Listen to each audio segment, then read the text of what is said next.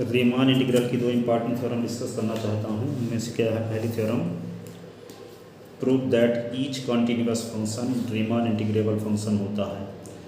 प्रत्येक सतत फलन क्या होता है, एक रीमान समाकलनीय फलन होता है, ये प्रूव करेंगे।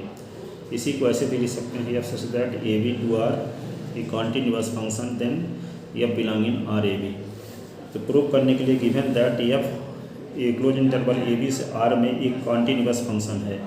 कॉन्टिन्यूअस फंक्शन का मतलब ये होता है कि जैसे कॉन्टिन्यूअस फंक्शन की मीनिंग क्या है, थोड़ा समझाते हैं। यहाँ पे कॉन्टिन्यूअस किसे कहेंगे, तो एक है कॉन्टिन्यूअस फंक्शन का एग्जाम्पल ये है कि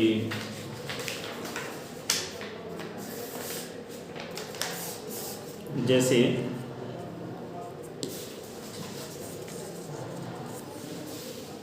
f x is equal to एक tan x फंक्शन है, तो ये क्लोज इंटरवल 0 से पाई में कॉन्टिन्यूअस फंक्शन है। क्यों? क्योंकि यहाँ पे 0 से पाई के बीच में x इज इक्वल टू π/2 एक ऐसा पॉइंट है, ये कॉन्टिन्यूअस नहीं है। x इज इक्वल टू π/2 एक ऐसा पॉइंट है बिलोंग इन क्लोज इंटरवल 0 पाई कि इस पॉइंट को इस फंक्शन में रख दें। tan x है, तो यहाँ f x is equal to, तो s के स्थान पे लिख दिए π/2, तो क्या होगा tan π/2, और tan π/2 वैल्यू इन्फिनिटी होती है। तो इस इंटरवल में एक ऐसा पॉइंट है जिस पॉइंट पर फंक्शन की वैल्यू इन्फिनिटी हो रही है, फाइनाइट नहीं हो रही है, तब ये कहेंगे कि f x is equal to tan s continuous function नहीं है इस इंटरवल में। और किसी पॉइंट पर कॉन्टिन्यूअस कैसे होता है, ये आप 12th क्लास में ही पढ़ चुके हैं कि left hand limit right hand limit, और उस पॉइंट पर फंक्शन की वैल्यू सेम होती है, तो ये फंक्शन उस पॉइंट पर क्या होता है, कॉन्टिन्यूअस है। तो ईच कॉन्टिन्यूअस फंक्शन क्या होता है, रीमान इंटीग्रेबल। जैसे हम यदि इस फंक्शन पर विचार करें कि f x is equal to, ये लिया कि लिखा गया एक्स स्क्वायर, अब कोई इंटरवल लिए 1 और 2, और 1 2 में जितने पॉइंट होंगे 1 और 2 के बीच में, इनमें से कोई भी पॉइंट यहाँ इसके स्थान पर रखेंगे तो इन्फिनिटी होने का चांस नहीं है, इसलिए ये वाला फंक्शन इस इंटरवल में कॉन्टिन्यूअस है। लेकिन यदि एक फंक्शन हम इस प्रकार से ले लें कि जैसे f x is equal to क्या है, 1/√3 - x है, और एक इंटरवल लेते हैं क्या, 1 4, तो 1 4 में एक point x is equal to 3 ऐसा है कि इस पॉइंट को एक फंक्शन में रख दें f3, तो क्या होगा 1/3 - 3, तो क्या आएगा 1/0, तो इन्फिनिटी हो जाएगा। इसका मतलब ये क्या है कि ये वाला फंक्शन 1 4 में क्या कॉन्टिन्यूअस नहीं है। तो जो फंक्शन कॉन्टिन्यूअस फंक्शन है वह एक रीमान समाकलनीय फलन होता है, ये हम सिद्ध करने वाले हैं। ठीक है, तो ये क्या है, गिवन दैट ये एक कॉन्टिन्यूअस फंक्शन है, प्रूव कर मान कर चलते हैं कि फंक्शन एफ क्या है, एक कॉन्टिन्यूअस फंक्शन है, अर्थात इस इंटरवल की कोई भी वैल्यू लें और फलन में रखें तो जो आएगा वो परमित संख्या आएगा, अर्थात रियल नंबर आएगा, तो वो फंक्शन क्या कहलाएगा, कॉन्टिन्यूअस। एक कॉन्टिन्यूअस फंक्शन है, इन्फिनिटी माइनस इन्फिनिटी नहीं आएगा। Then we have to prove that function f एक रीमान इंटीग्रेबल फंक्शन है, अर्थात फलन एफ क्या है, रीमान समाकलनीय फलन है। ठीक है, तो चूंकि function f close interval a b पर एक कॉन्टिन्यूअस फंक्शन है, इसलिए एप्सिलॉन ग्रेटर देन 0 के करिस्पॉन्डिंग 2 पॉइंट एक्स, इस इंटरवल में 2 पॉइंट एक्स आई और एक्स जे ऐसे मिलेंगे कि इस प्रकार के होंगे कि एफ एक्स है, इन दोनों पॉइंट पर फंक्शन की वैल्यू का डिफरेंस है एप्सिलॉन से भी कम होगी, और एप्सिलॉन को अपनी सुविधा अनुसार हम एप्सिलॉन/b - a लिए हैं। ये इक्वेशन हो गया फर्स्ट है, इक्वेशन क्या हुआ, फर्स्ट है। तो माना जो एक पार्टीशन लिए हैं, sigma is equal to a बराबर S0 S1 S2 SR - 1 SR SN is equal to b, interval a b का एक पार्टीशन है। पार्टीशन तो आप जानते ही हैं, कोई इंटरवल दिया गया हो, उस इंटरवल को कई पार्ट में डिवाइड कर दें, तो कई पार्ट में जब डिवाइड कर देंगे तो उन पार्ट में डिवाइड करने वाले पॉइंट का जो कलेक्शन होता है उसको हम क्या कहते हैं, पार्टीशन या विभाजन कहते हैं हिंदी में। इसलिए अर्थ इंटरवल में सिग्मा का जो रेंज है वो एप्सिलॉन/b - a से अधिक नहीं है, ये मानकर चल रहे हैं। माना एम आर क्या है, supremum of F x s belong in I R, small M r infimum of F x s belong in I R interval का सुप्रीमम क्या है, कैपिटल एम आर है, और आई आर इंटरवल का infimum क्या है, स्मॉल एम आर है। ठीक है, तो फंक्शन एफ एक्स का जो सुप्रीमम है कैपिटल एम आर है, आर्थ सब इंटरवल में, और आर्थ सब इंटरवल में फंक्शन एफ एक्स का इन्फीमम क्या है, स्मॉल एम आर। तो इन इक्वेशन फर्स्ट है, इन इक्वेशन फर्स्ट से क्या है, supremum of F x and infimum of F x के लिए भी ट्रू होगा। जो इक्वेशन फर्स्ट है अभी जो लिए थे ये इक्वेशन फर्स्ट है, तो ये यहाँ पे F X I F X J के स्थान पे हम इसके, क्योंकि सुप्रीमम इन्फीमम किसी पॉइंट पर फंक्शन की वैल्यू ही होगी, तो ये जो रिलेशन है हर एक वैल्यू के लिए ट्रू है, तो सुप्रीमम और इन्फीमम के लिए भी ट्रू होगा। तो यहाँ पे क्या लिख दिया, सुप्रीमम ऑफ एफ एक्स और infimum of F X less than epsilon upon B minus A. तो सुप्रीमम ऑफ एफ एक्स को हम क्या माने हैं, सुप्रीमम ऑफ एफ एक्स को कैपिटल एम आर माने हैं, तो इसके स्थान पे क्या लिख देंगे, कैपिटल एम आर। और इन्फीमम ऑफ एफ एक्स को क्या माने, स्मॉल एम आर, तो इसका mod is less than epsilon upon B minus A. अब ये जानते हैं कि सुप्रीमम हमेशा इन्फीमम से बड़ा होता है, जब सुप्रीमम इन्फीमम से बड़ा होता है तो दोनों का डिफरेंस हमेशा जीरो से बड़ी संख्या होगी, और जब जीरो से बड़ी संख्या होगी तो मॉड के अंदर की वैल्यू यदि पॉजिटिव है तो उसका निरपेक्ष मान निकालते हैं या एब्सोल्यूट वैल्यू निकालते हैं तो पॉजिटिव ही होता है, क्योंकि आप जानते हैं कि एब्सोल्यूट वैल्यू की जो डेफिनेशन है, mod of X is equal to होता है एक्स है, यदि X is greater than zero, और mod of X is equal to होता है माइनस एक्स यदि X is less than zero, और mod of X is equal to होता है जीरो यदि X is equal to zero. ठीक है, तो आप दिमाग में एक क्वेश्चन उठता होगा कि जब हर एक नंबर का निरपेक्ष मान क्या होता है, धनात्मक होता है, हम यहाँ माइनस एक्स लिखे हैं तो क्यों लिखे हैं, तो zero is less then x है, इसका मतलब ये हुआ कि मॉड के अंदर की वैल्यू यदि माइनस में है तो उसका निरपेक्ष मान जब निकालेंगे तो माइनस माइनस एक्स हो जाएगा। मान जैसे मान लो माइनस सात का निरपेक्ष मान लेंगे निकालना है, तो मॉड के अंदर की वैल्यू -7 जीरो से छोटी है कि 7 जीरो से छोटी है, -7, तो -7 के पहले माइनस लग जाएगा तो 7 आ जाएगा इसका निरपेक्ष मान। ठीक है, तो जब एक्स की वैल्यू निगेटिव होती है, मॉड के अंदर की वैल्यू निगेटिव होती है, तो उसका निरपेक्ष मान उस निगेटिव नंबर के पहले माइनस लगाने से प्राप्त होता है, तो पॉजिटिव ही आ जाएगी। ठीक है, तो यहाँ पे M R minus small M r is less than epsilon upon B minus, mod क्यों हट गया, क्योंकि ये वैल्यू पॉजिटिव है, तो इसका एब्सोल्यूट वैल्यू निकालेंगे तो पॉजिटिव आएगा, निगेटिव में नहीं आएगा। फिर हम क्या किए, डेल आर का मल्टीप्लाई दोनों साइड में कर दिए। डेल आर क्या है, आर्थ सब इंटरवल की लेंथ है, इसलिए पॉजिटिव होगी तो पॉजिटिव नंबर को मल्टीप्लाई करेंगे तो इस साइन में कोई फर्क नहीं पड़ेगा, लेस देन है तो लेस देन ही रहेगा। यदि नेगेटिव नंबर को मल्टीप्लाई किए होते तो लेस देन ग्रेटर देन में बदल जाता, तो यहाँ पे मल्टीप्लाई की यही साइन रहेगा। अब डेल आर क्या है, आर्थ सब इंटरवल की लेंथ है, तो डेल आर के स्थान पे क्या लिखा जा सकता है, x r minus x r minus 1 length of rth sub interval, ये लिखा गया। अब हम क्या करेंगे, दोनों साइड में सिग्मा लगा देंगे, तो सिग्मा लगा देंगे तो क्या होगा, sigma r from 1 to n capital M are del r minus sigma r from 1 to n small M R del are is less than epsilon upon B minus a x r minus x r minus 1।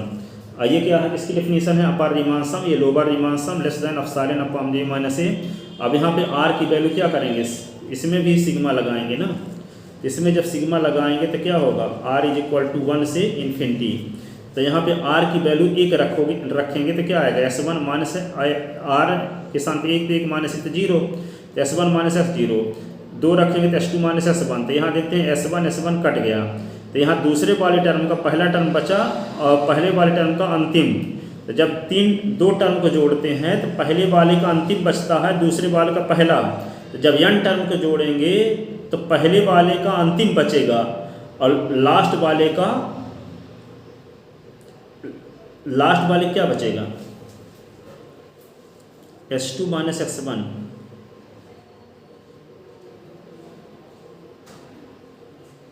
तो last वाला term तो होगा क्या, ये गलत लिखा गया है।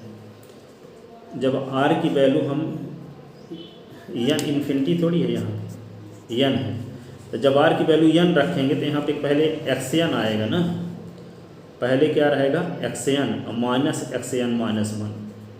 ठीक है, तो जब दो सब इंटरवल को जोड़ते हैं तो पहले इंटरवल का अंतिम टर्म और दूसरे का पहला बचता है, तो जब n सब इंटरवल को जोड़ेंगे तो पहले का अंतिम वाला बचेगा और अंतिम वाले का स्टार्टिंग यानी xn माइनस 0 बचेगा, तो ये xn माइनस 0 बचा। ठीक है, इसकी मीनिंग इस तरह समझ सकते हैं कि जैसे मान लेते हैं कि यहाँ लिखा गया है, इसको समझाते हैं अच्छे से डिटेल में। ये लिखा r इज इक्वल टू 1 से n, और लिखा है क्या एक्स आर माइनस 1। पहली वैल्यू यहाँ r की वैल्यू 1 रखते हैं तो क्या आएगा x1 माइनस x0, फिर दूसरी वैल्यू रखेंगे तो होगा x2 माइनस x1, तीसरी वैल्यू रखेंगे तो x3 माइनस x2, चौथी वैल्यू निकालेंगे तो x4 माइनस x3। इसको सॉल्व करते हैं, कौन कौन कैंसिल होते हैं, x1 से कट गया x1, x2 से कट गया x2, x3 से कट गया x3। तो यहाँ पहले वाले टर्म का अंतिम टर्म बचा, अंतिम वाले का स्टार्टिंग, तो इसका सलूशन क्या आया, x4 माइनस x0।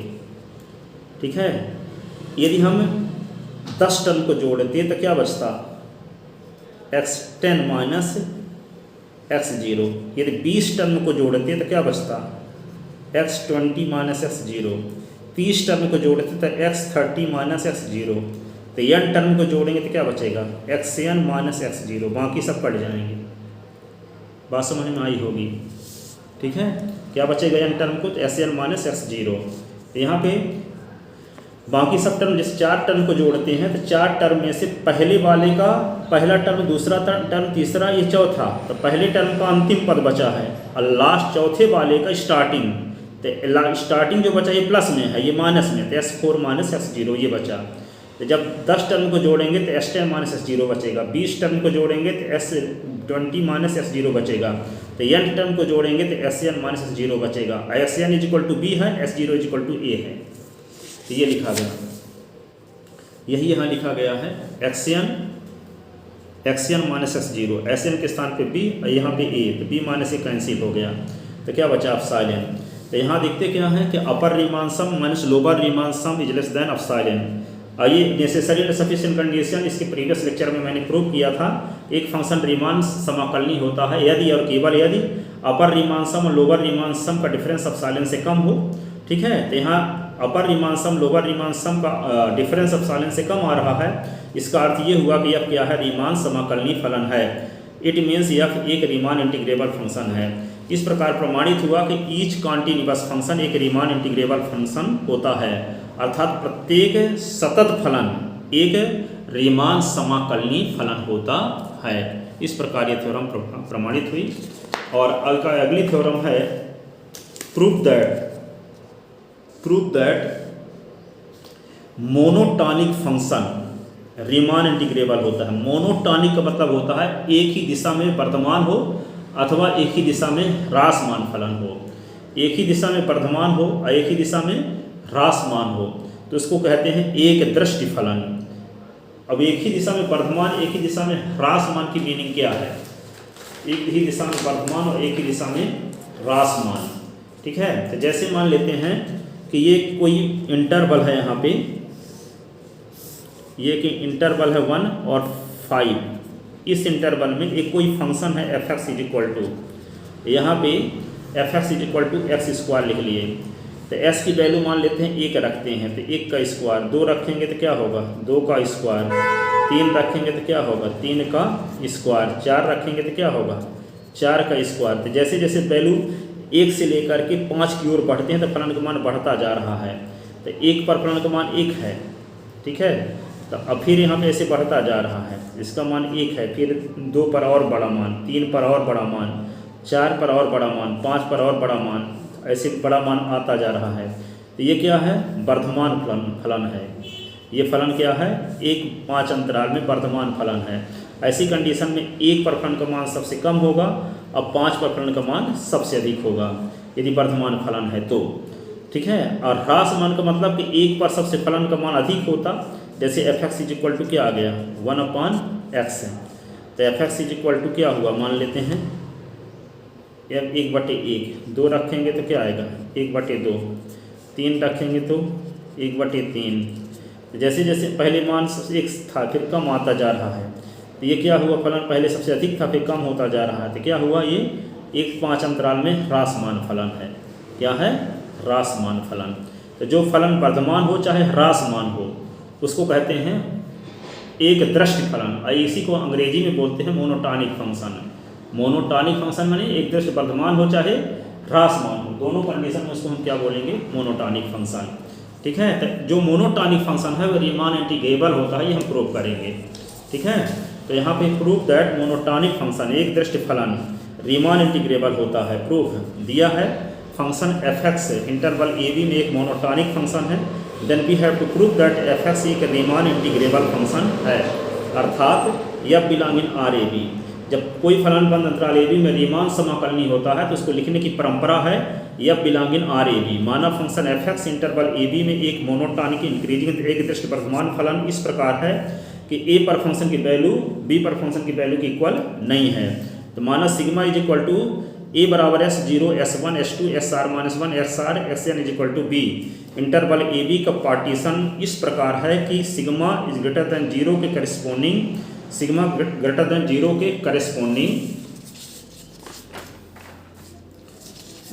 करेस्पोंडिंग आर्थ सब इंटरवल की length del are is equal to SR minus 1 की जो वैल्यू है वे epsilon upon B minus FB minus FA से अधिक नहीं है। अब देखिए पार्टीशन क्या है, पार्टीशन को हम कई पार्ट में डिवाइड करते हैं। तो हम पार्टीशन को n पार्ट में इस प्रकार से डिवाइड किए हैं अपनी इच्छा से कि आर्थ सब इंटरवल की जो लेंथ है की जो वैल्यू है वह epsilon upon FB minus FA से अधिक नहीं है, इससे भी छोटी है, अर्थात del are is less than epsilon upon FB minus FA। Epsilon से छोटी है, एप्सिलॉन को हम कुछ भी ले सकते हैं अपनी सुविधानुसार, जहाँ आगे जैसी ज़रूरत रहती है उस हिसाब से एप्सिलॉन अपॉन 2 का भी लेते हैं, एप्सिलॉन अपॉन 3 लेते हैं, एप्सिलॉन अपॉन जैसे इसके पहले वाले में लिए थे B माइनस A, यहाँ epsilon upon FB minus FA। ऐसा इसलिए लेते हैं ताकि हम ये दिखा सकें कि upper Riemann sum minus lower Riemann sum is less than epsilon आए, क्योंकि यही नेसेसरी एंड सफिशिएंट कंडीशन है किसी फंक्शन के रीमान समाकलनीय होने के लिए। ठीक है, तो upper Riemann sum minus lower Riemann sum less than epsilon दिखाने के लिए यहाँ एप्सिलॉन अपनी इच्छा से मानना पड़ता है। तो हम एप्सिलॉन को अपनी इच्छा से ये माने हैं FB माइनस FA। तो डेल आर की वैल्यू यानी पार्टीशन कहने का मतलब इंटरवल को इतने छोटे छोटे पार्टों में डिवाइड किए हैं कि हर एक सब इंटरवल की जो लेंथ है वह एप्सिलॉन से भी छोटी है। और एप्सिलॉन की वैल्यू यहाँ क्या लिए हैं, epsilon upon FB minus FA लिए हैं। मान लेते हैं कि MR क्या है, सुप्रीमम ऑफ fx है, s बिलोंग इन IR। और जब f सुप्रीमम है कैपिटल MR तो यहाँ पे इसको fx_r लिख लिए, क्योंकि हम जानते हैं कि फंक्शन को हम क्या माने हैं, इंक्रीजिंग फंक्शन माने हैं। तो इंक्रीजिंग फंक्शन माने हैं तो ये r माइनस 1 xr माइनस 1 के बाद में आएगा xr। तो xr माइनस 1 पर फंक्शन की वैल्यू कम होगी और xr पर फंक्शन की वैल्यू अधिक होगी। तो जो जिस पर फंक्शन की वैल्यू अधिक होगी वे सुप्रीमम होगा, जिस पर फंक्शन की वैल्यू कम होगी वे क्या होगा, इन्फीमम होगा। तो capital MR is equal to supremum of fx s belong in IR। और ये फंक्शन ऑफ है, फंक्शन की जो वैल्यू होगी s is equal to r पर होगी वे सुप्रीमम होगी। MR क्या है, infimum of fx s belong in IR is equal to fxr minus 1। अब हम इन पर विचार करते हैं। Let us consider upper Riemann sum minus lower Riemann sum. Upper Riemann sum f sigma, lower Riemann sum f sigma, r is equal to 1 से n capital MR del r is equal to 1 से n small MR del r। तो r is equal to 1 से n del r common ले लिए तो capital MR minus small MR। तो r is equal to 1 से n capital MR minus MR xr minus 1। तो upper Riemann sum minus lower Riemann sum is less than r is equal to 1 से n। यहाँ पे देखो del r xr minus 1 से बड़ी राशि यहाँ लिख दिए epsilon upon FB minus FA। ये वैल्यू देखिए इक्वेशन फर्स्ट में जो दिया है डेल r से बड़ी वैल्यू ये है। तो यहाँ डेल r के स्थान पे हम क्या, ये डेल r की वैल्यू है, डेल r के स्थान पे इससे बड़ी वैल्यू रख देंगे तो यहाँ पे अभी दोनों बराबर होने का चांस था, तो राइट हैंड साइड की राशि क्या हो जाएगी, बड़ी हो जाएगी। ठीक है, तो upper Riemann sum lower Riemann sum minus less than is equal to epsilon upon f minus FB minus FA। r is equal to 1 से n आ गया। यहाँ पे क्या लिख दिए, ये एप्सिलॉन को पहले लिख दिए, FB माइनस FA को लिख दिए। यहाँ पे MR minus capital MR minus small MR है। कैपिटल MR की वैल्यू क्या है, कैपिटल MR की वैल्यू है XR पर फंक्शन की वैल्यू MR है और XR माइनस 1 पर फंक्शन की वैल्यू स्मॉल MR है। तो ये वैल्यू यहाँ पे रख दिए, यहाँ पे fxr minus fx minus xr minus 1। अब यहाँ r की वैल्यू 1 से लेकर के n तक रखते जाएंगे तो क्या होगा, बचेगा क्या, fxn माइनस fx0 बचेगा, जैसे इसके पहले अभी करके दिखाए थे। क्योंकि function fx monotonic increasing function है, so fxr is equal to MR, fxr minus 1 is equal to small MR। ठीक है, अब इसी को लिख सकते हैं upper Riemann sum upper Riemann sum minus lower Riemann sum is less than epsilon upon F B minus F A, F X one minus F X zero, F X two minus F X one dash dash, F X N minus F X zero.